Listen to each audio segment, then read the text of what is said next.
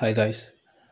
இப்போ நம்ம இந்த வீடியோவில் எதை பற்றி பார்க்க போகிறோம்னு சொன்னால், கரூரில் நேற்று நடந்த அந்த 40 உயிரிழப்புகளை பற்றி பேச போகிறோம்.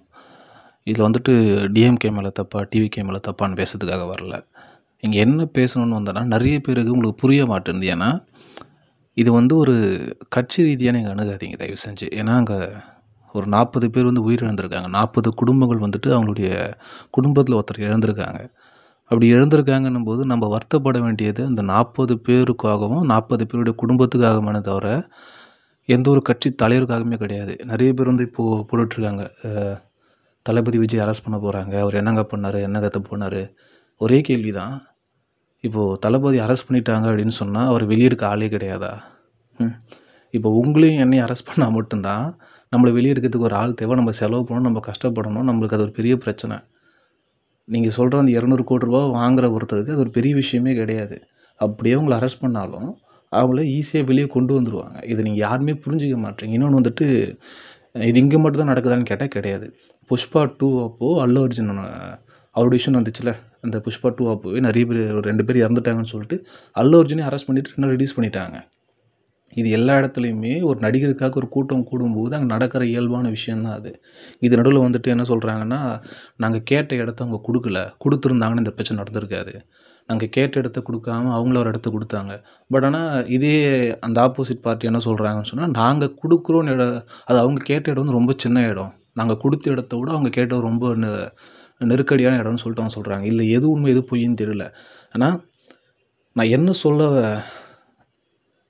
சொல்லணும்னு வந்தேன் அப்படின்னு பார்த்தீங்கன்னா, தயவு செஞ்சு யாருமே ஒரு கட்சிக்காக, ஒரு கட்சி தலைவருக்காக பேசாதீங்க. இந்த 40 குடும்பங்களுக்காக பேசுங்க.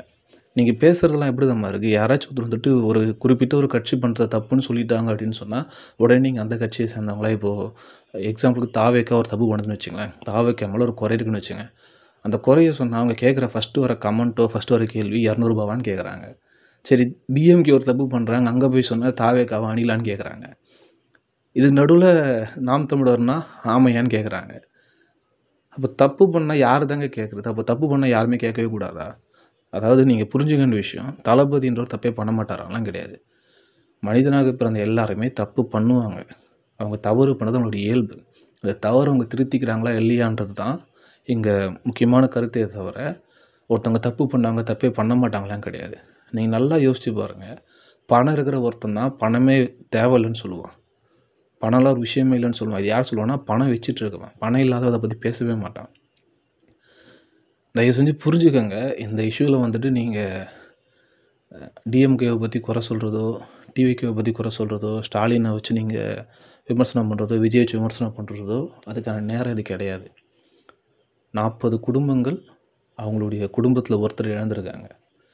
இப்போ நம்ம குடும்பங்களில் ஒருத்தரை நம்ம இழந்துட்டோம்னு சொன்னால் நம்ம இதே மாதிரி தான் ஒருத்தரை தவறு சொல்லிகிட்டு இருப்போமா? என்னடா இதில் ஹைலி மேனிபுலேட் பண்ணி என்ன பண்ணுறாங்கன்னு சொன்னால், ஒட்டுமொத்தமாக ஒரு கட்சி பக்கமாக திருப்புறது. நான் வந்துட்டு டிவிகேக்கு சப்போர்ட் பண்ணியும் பேசலை, டிஎம்கேக்கு சப்போர்ட் பண்ணியும் பேசலை. டிவிகேயில் இருக்கவங்க மொத்தமாக டிஎம்கே பக்கம் திருப்பி விடுறாங்க, டிஎம்கேயில் இருக்கவங்க டிவிகே பக்கம் திருப்பி விடுறாங்க. என்னடான்னா, மாநாடு நடந்த போகுமே, மாநாட்டிலையுமே நிறைய பேர் மயக்க போட்டு விழுந்தாங்க, ஆம்புலன்ஸில் கொண்டு போனாங்க. இதெல்லாம் நடக்குது, கூட்ட நெரிசல் இதெல்லாம் நடக்கிற விஷயந்தான். இது வந்துட்டு நீங்கள் மெச்சூரிட்டி லெவல், அதுதான் உங்களுடைய மெச்சூரிட்டி லெவல் என்னன்னு தெரிஞ்சுங்க ஃபஸ்ட்டு. ஒரு பொது வெளியில், ஒரு பொது இடத்துல ஒரு பொதுக்கூட்டம் நடக்கிறப்போ நிறைய விபத்துகள், நம்மளே அறியாமல் நிறைய விபத்துகள் நடக்கும். திடீர்னு அந்த இடத்துல ஒரு இடி இறங்கிடுச்சு, இடி இறங்கி ஒரு 10 பேர் இறந்துட்டாங்க, இல்லைனா 10 பேருக்கு வந்துட்டு பாதிப்பாயிடுச்சுன்னா உடனே அதுக்கும் டிஎம்கே காரணம்னு சொல்லுவீங்களா? அதுக்கு இந்த கட்சி காரணம்னு சொல்லுவீங்களா? இல்லைனா அதுக்கு வந்துட்டு தாவேக்கோட அலட்சியம் தான் காரணம்னு சொல்லுவீங்களா? இயற்கையாக நடக்கிற ஒரு விஷயங்க அது. ஒரு மரணம்ன்றது அது ஒரு அசம்பாவிதமாக, அது ஒரு விபத்து மாதிரி நடந்துடுச்சு அந்த இடத்துல. கிட்டத்தட்ட 40 பேர்கிட்ட இறந்துருக்காங்க. இது நிறைய பேர் என்ன சொல்கிறாங்கன்னா, குடும்பத்தை விட எனக்கு தலைவர் தான் முக்கியன்றாங்க. அந்த புத்தி செருப்பால் அடிச்சுங்க, உங்களை திருத்தவே முடியாது. புரியுதுங்களா? உங்களுக்கு வந்துட்டு அறிவுன்றதே கிடையாது. நீங்கள் நல்லா இருக்கணும் ஃபஸ்ட்டு, உங்கள் குடும்பம் நல்லா இருக்கணும். அதுக்கு அடுத்து தான் நீங்கள் ஒரு கட்சியவோ கட்சி தலைவரோ நீங்கள் சார்ந்து போகணுமே தவிர, எனக்கு என் குடும்பத்தை விட, எனக்கு என்னை விட என்னோடய கட்சி தான் முக்கியம், என் தலைவர் தான் முக்கியம், அவர் மேலே தப்பே இருந்தாலும் பரவாயில்ல, அப்படி கிடையாது. முதல்ல இந்த மாதிரி பொதுக்கூட்டங்களுக்கு நீங்கள் குழந்தைங்களை கூப்பிட்டு போகவே கூடாது ஃபஸ்ட்டு. அங்கே என்ன எப்போ எப்படி நடக்கும்னே தெரியாது. நீங்கள் உங்களுடைய விஷயத்துலேயே வரேனே, விஜய்ன்றது சாதாரணமான ஆள் கிடையாது. அவரை பார்க்க நீங்கள் சொல்கிற கணக்கு வச்சு பார்த்தா, நீங்கள் ஏதாச்சும் ஒரு போராட்டம் பண்ணப்போ ஏன் விஜய் வரலான்னு கேட்டால், அவர் சாதாரணமான ஆள் இல்லைங்க. அவர் வெளியே வந்தால் எவ்வளோ கூட்டம் வரும். தெரியுதுல்ல உங்களுக்கு. அந்த கூட்டத்துக்கு குழந்தைங்கள கூட்டிகிட்டு போயிட்டு அந்த கூட்டத்தில் போயிட்டு அந்த குழந்தைக்கு என்னங்க தெரியும்? நீங்கள் சொல்லுங்களேன். ஒரு 10 வயசுக்கு கீழே இருக்க குழந்தைக்கு என்னங்க தெரியும்? தன்னோட ரசிகர்னு தெரியுமா? அந்த குழந்தை யாரை ரசிக்கும்? அந்த குழந்தைங்க வந்துட்டு ஒரு நடிகரை ரசித்தே ஆகணுமா? கிடையாது. நீங்கள் எல்லாருமே சேர்ந்து அந்த குழந்தைங்கள ஃபோர்ஸ் பண்ணுற மாதிரி இருக்கு. நான் தாவேகாவை மட்டும் சொல்ல, திமுக எல்லா கட்சியுமே சேர்த்து தான் சொல்கிறேன். நாம் தமிழரும் சேர்த்து தான் சொல்கிறேன்.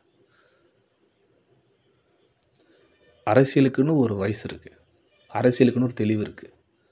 அது இல்லாமல் நீங்கள் யாரை உள்ளே கூட்டிகிட்டு போனாலுமே அவங்களால அந்த கட்சிக்கும் அந்த கட்சியோட தலைமைக்கும் தான் கெட்ட பேரே தவிர மற்ற யாருக்கும் கிடையாது.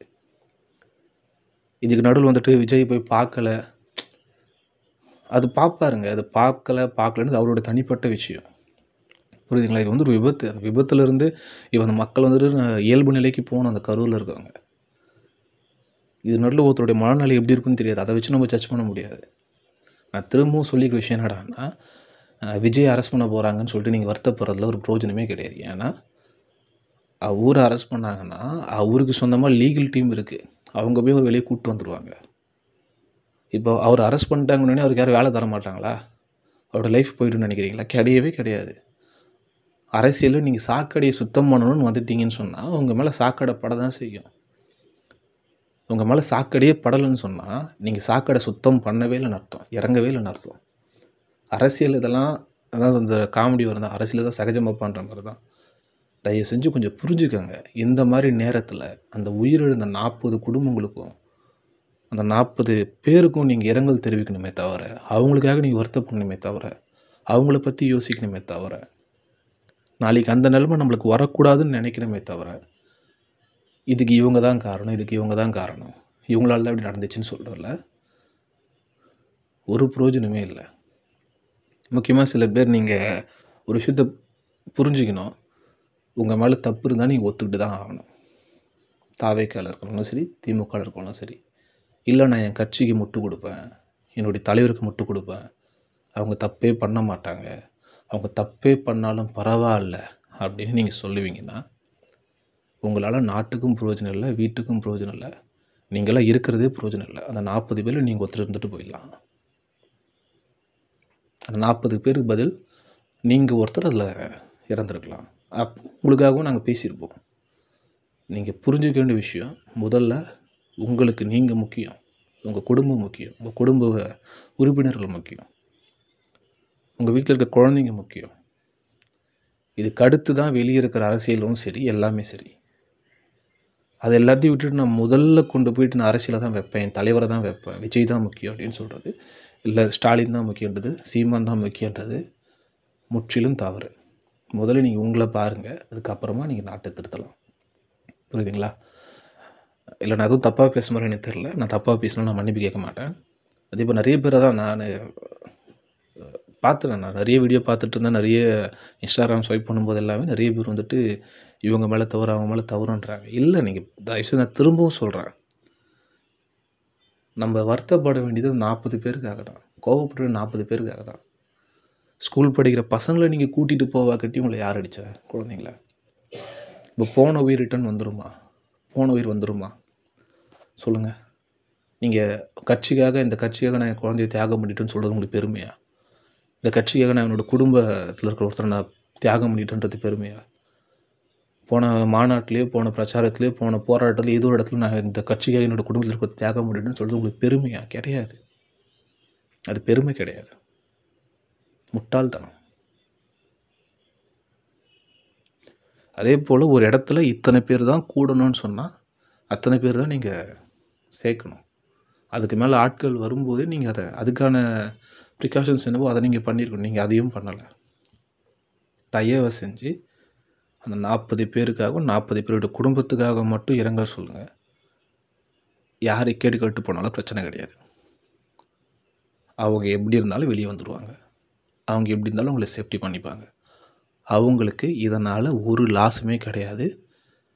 இழந்தது நம்ம தான். புரியுதுங்களா?